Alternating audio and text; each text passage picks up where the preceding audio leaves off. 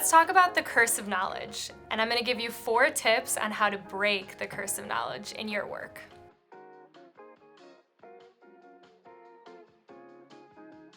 So I'm going to give you a scenario to demonstrate what I mean by this. Let's tap out the song Happy Birthday. So you can hear the tune as I'm tapping it out. Now let's say I asked you to do this and I wanted to know how many people you thought were going to guess that song. If you're anything like the participants of the 1990 study done at Stanford with this exact scenario, they guessed that about 50% of people would hear the tune and guess the song correctly. Unfortunately, they were very wrong. 1 in 2 did not guess the song correctly. It was actually 1 in 40 that were able to guess what tune they were tapping. So why the gap? Why did some people think that everyone, 50% of people would guess the song, and in actuality only 2.5% or 1 in 40 actually guessed the song? The answer is the curse of knowledge.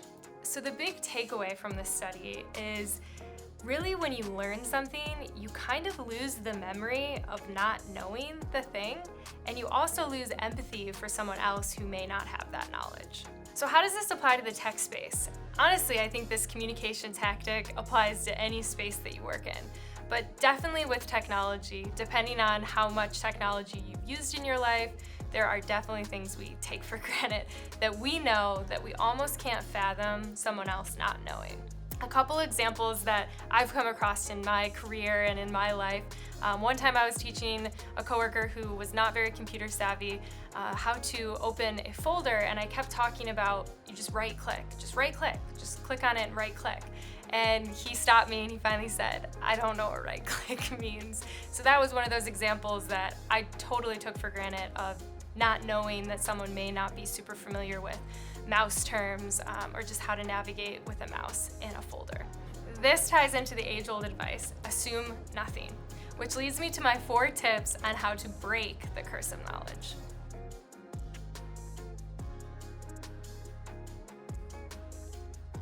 Tip number 1, put the tool in their hands. So whoever it is that you're teaching, ask them to drive, so to speak. We talked about the mouse earlier, and I wouldn't have noticed that unless I'd asked him, how about you use the mouse and how about you show me how you would open that folder or save that file.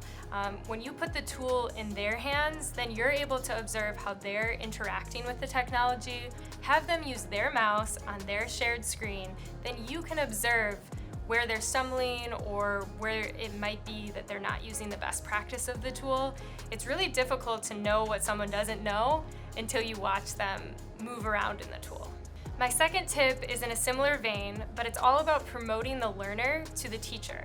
So let's say you just taught them how to use the tool, have them teach it back to you, or better yet, watch them teach it to a colleague. So it's always been said, if you really know something, then you'll be able to teach it. But even having someone teach something back to you on what they understood from your training will show you any of the gaps that maybe they misunderstood or that you miscommunicated a bit. So again, let them drive, let them put the teacher hat on and teach it back to you. And in that way, you can pick up on anything that might need to be corrected. My third tip is more of a personal one.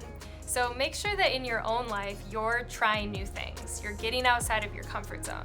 This really allows you to fire up that empathy feeling so that when you're teaching someone something completely new to them, you can also remember what it felt like to be completely new at something. So one example I have in my life is I was out in Colorado recently and I tried fly fishing. I was a complete beginner, had no idea what I was doing, but in the span of a couple hours, I learned to mend the line, cast the line, and set, and I caught a fish. So it definitely taught me and reminded me what it feels like to be a beginner, but also just that encouragement towards learning a new skill. And I wanted to be like my fly fishing guide who really helped me along on the process, didn't make me feel bad for things I didn't know, and I want to bring that into my workplace when I'm teaching people new skills. My fourth tip is always use storytelling whenever possible. So sharing real-world stories and practical applications of whatever it is you're teaching really helps to solidify that knowledge and make it real to the learner. This can also help suss out any of those gaps between what you think the learner knows and what they baseline knowledge should know. When you give a story, they're able to ask questions or understand more the end goal of whatever it is that you're trying to teach them. And the best story that you can tell is when you can also incorporate the story of what it was like before you knew the information and what it was like after. So whether a tool or a software that you're teaching saved you time or made your work more efficient, if you can share the change that has happened in your own life or your own work process, that can be really encouraging for the learner as well. All right, so let's go back to the beginning. I've got another song for you that I'm gonna tap out. See if you can guess it in the comments.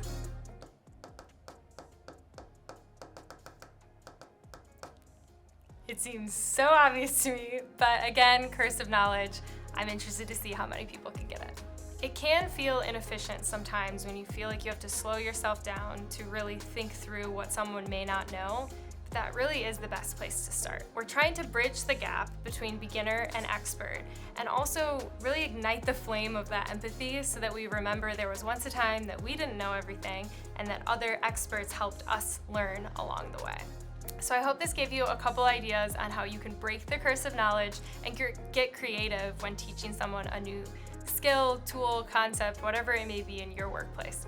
Just remember, it's hard to know what others don't know. So give them the opportunity to ask questions, to drive, and make sure you yourself are becoming a beginner every once in a while.